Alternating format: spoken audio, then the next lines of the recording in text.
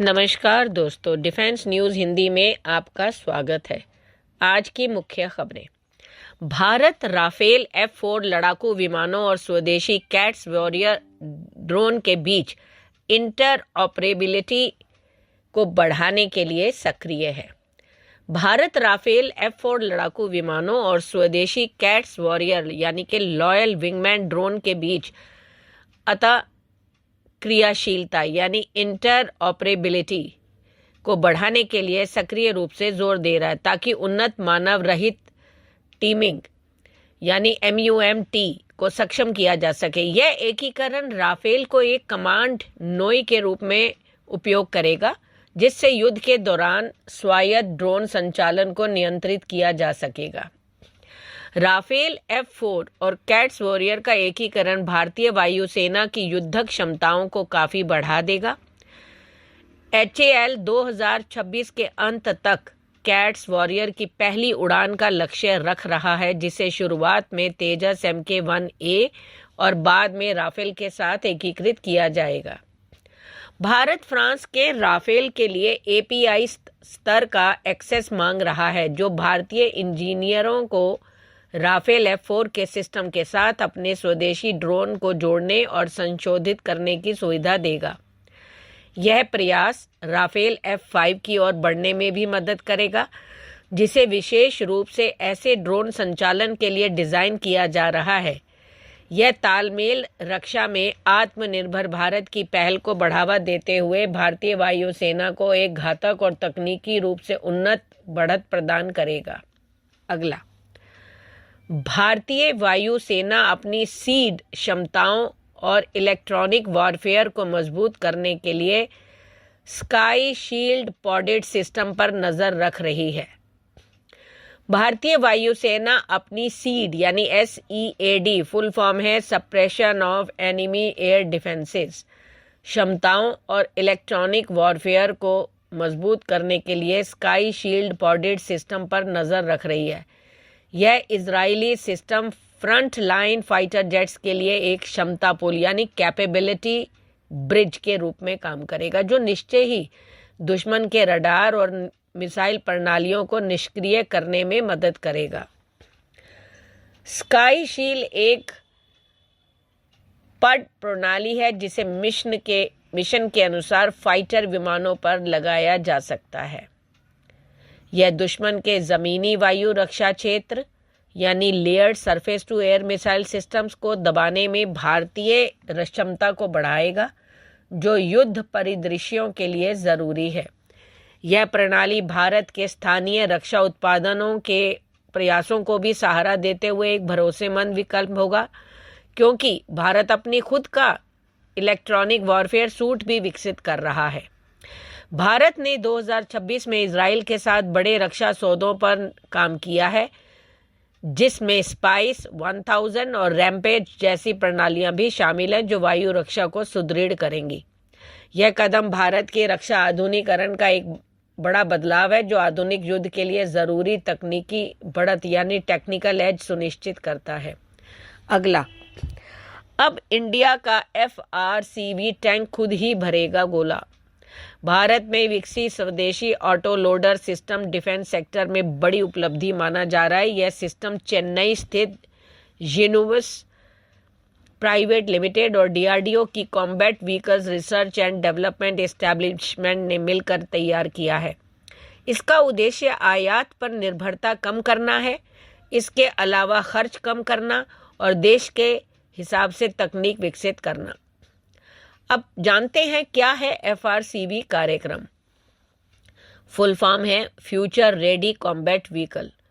भारत का अगली पीढ़ी का मुख्य युद्धक टैंक कार्यक्रम है। इसे पुराने रूसी मूल के T-72 टैंकों की जगह लेने के लिए विकसित किया जा रहा है। योजना के तहत करीब 1770 टैंक सेना में शामिल किए जाएंगे। इन टैंकों में बेहतर गतिशीलता, सुरक्षा, मारक क्षमता और ऑटोमेशन पर जोर दिया गया है। अगला, जनरल एटॉमिक्स भारत को अपने उन्नत MQ-9B स्काई गार्जियन सी गार्जियन ड्रोन का AEW&C वेरिएंट पेश कर रहा है। जनरल एटॉमिक्स भारत को अपने MQ-9B स्काई गार्जियन ड्रोन का एयरबॉर्न अर्ली वार्न वेरिएंट पेश कर रहा है। यह अनमैन्ड एयरवॉक्स सैब के साथ मिलकर विकसित किया गया है, जो 40 से प्लस घंटे की सहन शक्ति के साथ 360 डिग्री रडार कवरेज प्रदान करेगा। यह भारत की सीमा सुरक्षा और लंबी दूरी की हवाई निगरानी को एक बड़ी बढ़त देगा। क्या है इसकी विशेषताएं, चलिए जान लेते हैं। यह ड्रोन फाइटर जेट्स, क्रूज मिसाइलों और छोटे ड्रोन का पता लगाने के लिए उन्नत रडार से लैस है। यह हिमालयी ऊंचाइयों, शुष्क विस्तार और समुद्र तटों पर लगातार निगरानी के लिए एकदम सही है। भारत पहले ही $3 अरब से 31 MQ-9B ड्रोन का समझौता कर चुका है। यह नया वेरिएंट मौजूदा सौदे को और भी शक्तिशाली बना सकता है। यह कदम भारतीय वायुसेना की स्थिति को और अधिक मजबूत करेगा, जिससे बिना किसी मानवीय जोखिम के दुश्मनों पर पैनी नजर रखी जा सकेगी। अगला, PM मोदी के इजराइल दौरे पर डिफेंस डील संभव। रक्षा क्षेत्र में भारत की आत्मनिर्भरता को अब तक की सबसे बड़ी मजबूती मिलने वाली है, और वो है इजराइल के मुंबई स्थित महावाणिज्य दूत यानी काउंसल जनरल यानिव रिवाच ने संकेत दिया है कि प्रधानमंत्री नरेंद्र मोदी की इजराइल यात्रा के दौरान दोनों देश अपने रक्षा समझौतों का विस्तार करेंगे। इस डील का सबसे अहम हिस्सा इजराइल की मशहूर iron dome missile system defence system की तकनीक का हस्तांतरण यानी टेक्नोलॉजी ट्रांसफर हो सकता है।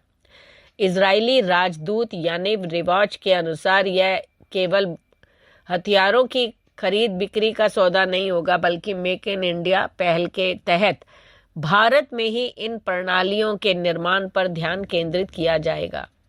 क्या है आयरन डोम? इजराइल की आयरन डोम प्रणाली मौजूदा दौर में सबसे उन्नत और विश्वसनीय मिसाइल रक्षा प्रणालियों में से एक मानी जाती है। यह सिस्टम अपनी 90% से अधिक की सफलता दर के लिए जाना जाता है, जो दुश्मन की छोटी दूरी की मिसाइलों और रॉकेटों को हवा में ही तबाह कर देता है।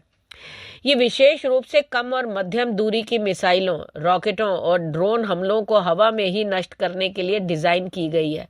हालिया संघर्ष के दौरान इस प्रणाली ने अपनी अचूक क्षमता का प्रदर्शन किया। ईरान की ओर से दागी गई लगभग 450 मिसाइलें और 1000 ड्रोनों में से आयरन डोम ने 90% से अधिक को सफलतापूर्वक इंटरसेप्ट किया था।